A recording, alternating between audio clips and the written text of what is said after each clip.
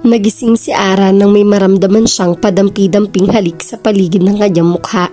Idinilat niya ang isang mata at nakita niya si Albert. My God!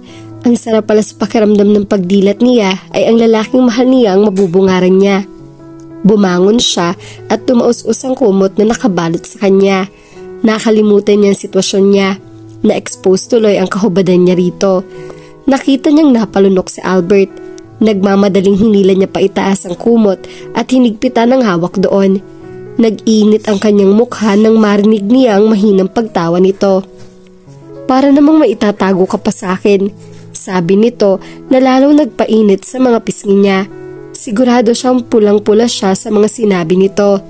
Hinampas niya ito sa balikat. You're so... Yeah, I know I made your night the best night of your entire life. I love you. And I'm sorry I didn't control myself. Hindi ko dapat...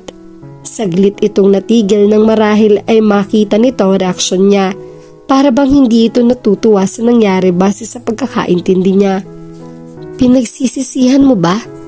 Mahinang tanong niya. No, that's not what I meant. Ang ibig ko lang sabihin ay mukha kasing nag-take advantage ako sa'yo. I'm really sorry dahil ang sabi ko pa naman sa'yo noon ay... She put a finger on her lips. You didn't take advantage of me, okay? Gusto ko nangyari. I surrendered myself to you. My heart, my body, and my soul. Willingly. I love you. You are the missing piece in my life, Albert. You made me feel complete now. Masuyong hinaplos nito ang pisngi niya. I am so lucky to have you. I love you too. And I promise I will love you forever. Ngumiti siyang nag-ubod ng tamis. I'll take note of that, okay? Ako rin, mangangako ako na ikaw lang ang lalaking mamahalin ko. After the exchange promises, unti-unting ibinaba ni Albert ang mukha sa kanya at nang kagyat na kahibla na lamang ang pagitan ng kanilang mga labi ay pinigilan niya ito. Nabigla ito sa ginawa niya. Hindi ka pa ba nagtututbrush? Maya-maya na lang, okay? Napatawa ito ng malakas. Sabi mo yan ha? Dapat ikaw ang mag-i-initiate ng kiss. Pagdedemand dito. Para-paraan mo talaga. Ikaw kasi. Anyway, hindi kaya hanapin ka ni Lorraine? Hindi ba't sa'yo na siya nakikitira? Napamulagat ang mga mata niya. Oh my God! Thank you for reminding me. Lagot ako. Anong oras na ba? 6:30 pa lang naman. Huwag kang mataranta. Baka nga naghihilik pa yun. Bigla nang naalala ang oras ng gising nito ay 7:00 pa. She felt relieved at the thought. Ipinagluto kita ng breakfast. Kumain ka muna bago ka umalis, okay?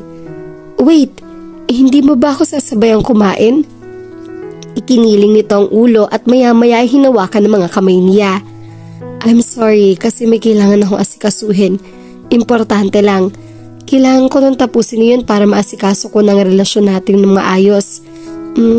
Let's have dinner together. Kita tayo sa lugar kung saan nagsimula ang lahat. Makahulog ang sabi nito. Napakunot noo siya. Huwag mong sabihin. Of course, alam ko, no? Alam niya ang Baywalk ang nagsimula ang lahat. Malaking palaisipan nga lang sa kanya kung bakit dun pa sila dapat magkita. Anong mayroon at kailangan nilang balikan ang lugar na puno ng masasamang alaala para dito?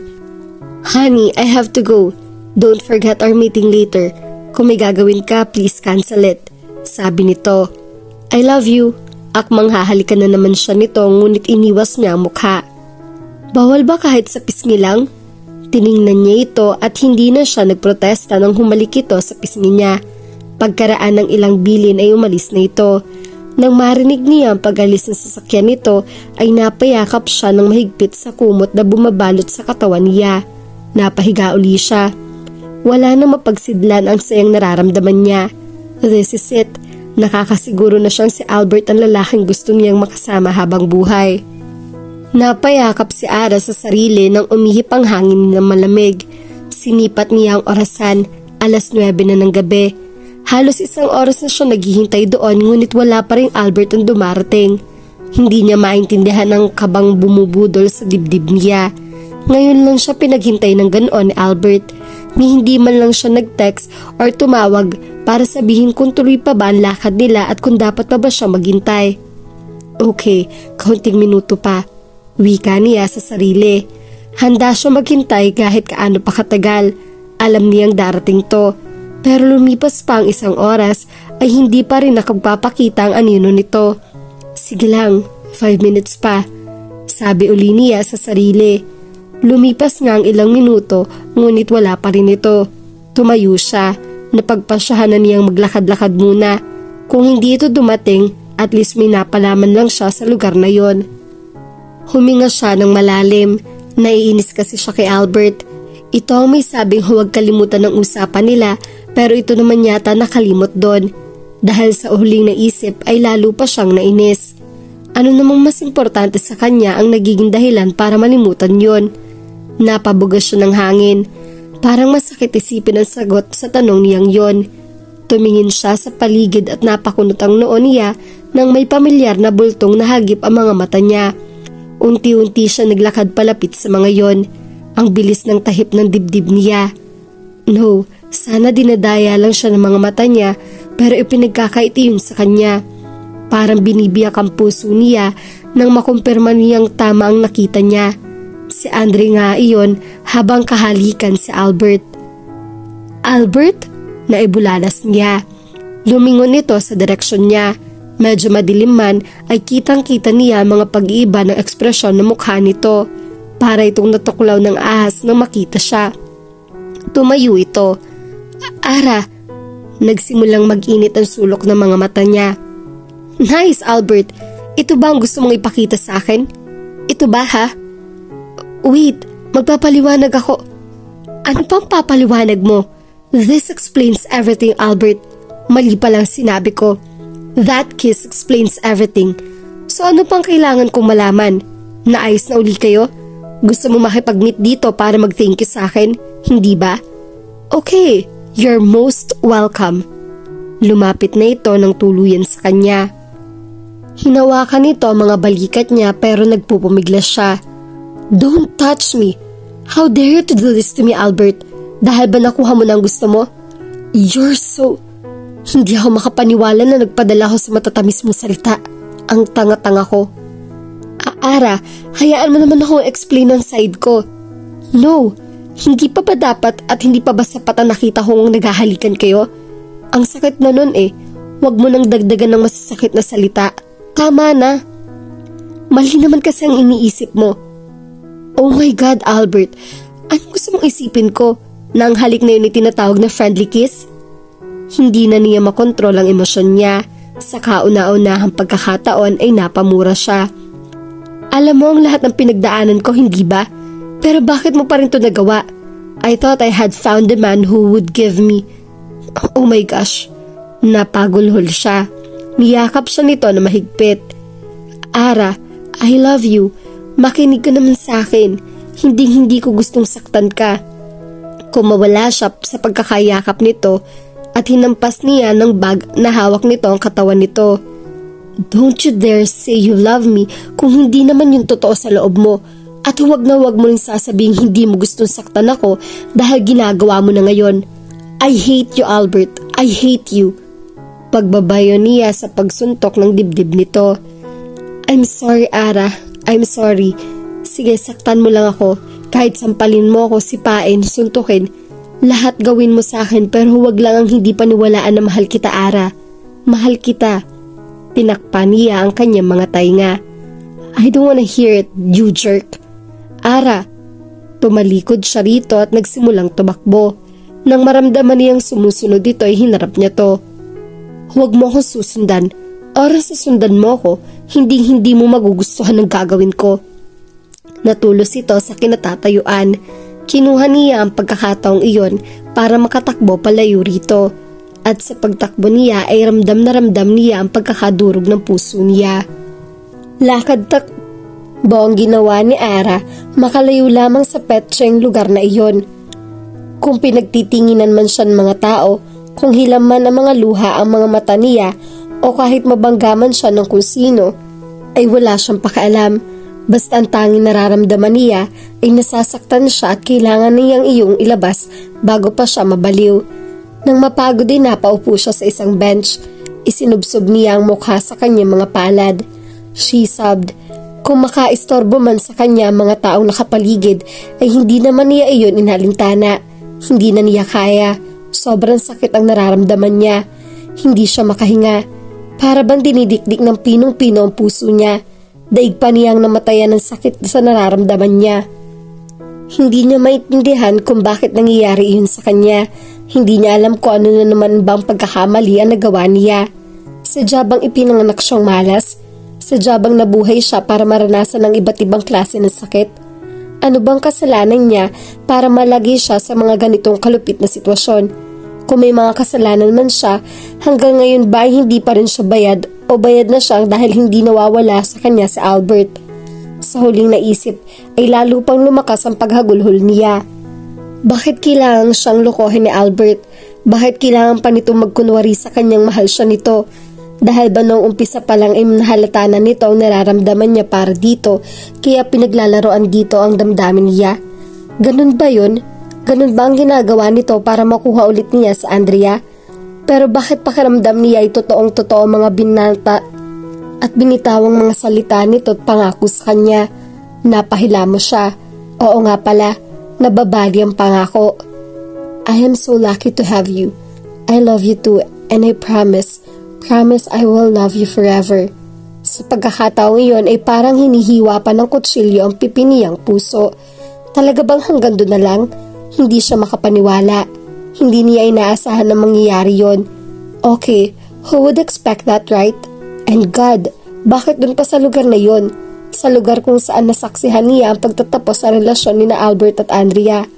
Ngayon, alam na niya ang pakiramdam ni Albert noong lokohin nito ng babae. Sobrang sakit nun. Oo nga pala, sa lugar din na iyon nabuuli ang pagsasama ng dalawa. Napakasweet ng istorya nila. Ano na nga ba ang kasunod pagkatapos nun? And they will live happily ever after. What a perfect love story. Huminto siya sa pag-iyak. Hinanap niya sa bag ang kanyang panyo pero hindi niya iyon mahagilap. Anak naman ng pating, naniniwala pa yata siya sa panyo niya.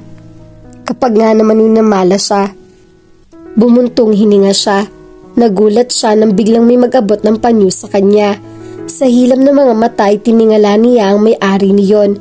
Gusto yata niya muling mapamura ng mapagsino ito, si Martin. Are you okay now? Tumaas yata ang blood pressure niya nang marinig ang sinabi nito. Nangiinsulto ba to? Mukha ba akong okay? Dapat bang umiti pa ako kahit nalaman kong niloko na ako ng boyfriend ko? Dapat bang mag-celebrate ako? Ara! Tumayo siya. Hindi ko kailangan ng awa mo, Martin. Iyon lang at tumayo na siya at nagmarcha hanggang sa makahanap siya ng sasakyan ng taxi pa uwi. Friend! Hindi mo man lang ba bibigyan ng chance yung tao para magpaliwanag sa'yo? Grabe, tingnan mo tong apartment mo. Hindi ko malaman kung apartment pa nga ba to o flower shop. Nung isang araw, napuno yung terrace. Sunod naman napuno itong sala. Pagkatapos yung kwarto mo inuukap ako, yun naman ang napuno. Hoy, sa susunod naman yung kwarto mo ha, yung pinaglalagyan. Tumawa ito ng malakas. Linggo noon at walang pasok sa opisina. Sino ba naman kasing may sabing ipunin mo mga bulaklak na yan? Ang sabi ko naman sa'yo, itapon mo na hindi ba? Naiirtang sabi ni Ara sa kaibigan. Inayos nito ang bagong bouquet na bulaklak na galing kay Albert sa isang vase. Sayang naman, naawa naman ako kay Albert kasi pinukol niya ito ng matalim na tingin. So siya nang kinakampihan mo ngayon. Parang kahapon lang nang sabihin mong dapat sa mga lalaking ganon ay iginungod-ngod ang pagmumukha sa inidoro. Ipinatong nito ang vase sa center table at saka tumabi sa kanya.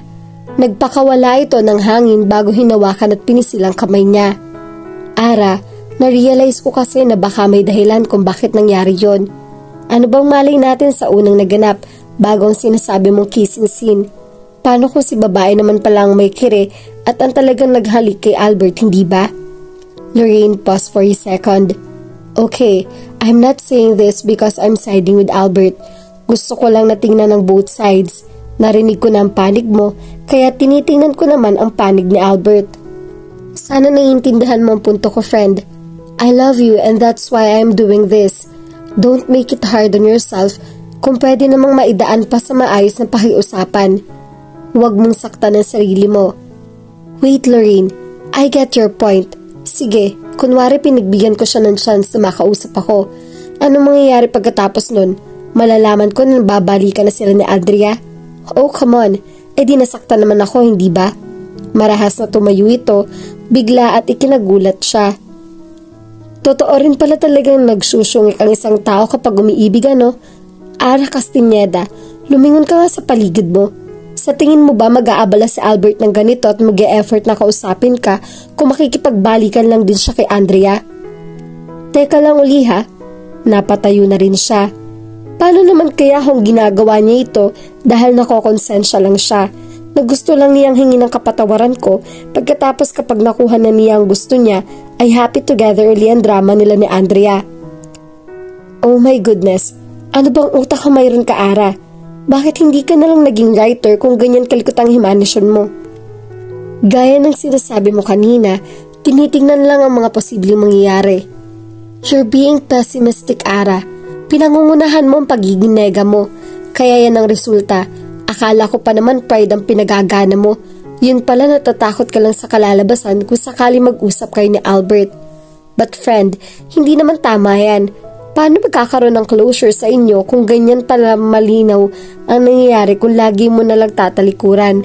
Face it, kung ano man ang magiging kalalabasan, kailangang matutuhan mong tanggapin niyon. Bumuntong hininga siya. Lagi na lang bang ganun, Lorraine? Lagi na lang bang kailangang tanggapin ko nangyari? Gaya ng mamatay si Mami at Daddy, gaya ng tumira ko kay Tia Ella, gaya ng tanggapin ko na walang magsasabi sa akin at magsasabit ng medalya sa akin dahil wala namang representative para gawin yon. Gaya ng tanggapin ko na lang na wala na sa celebration ng birthdays ko and special occasions. Gaya ng tanggapin ko ang pagkawala ni Tia Ella sa akin. Ganun na lang ba lagi? Ako na lang ba lagi ang kailangang tumanggap nun? Oh my dear Ara, iginiya siya nito paupo.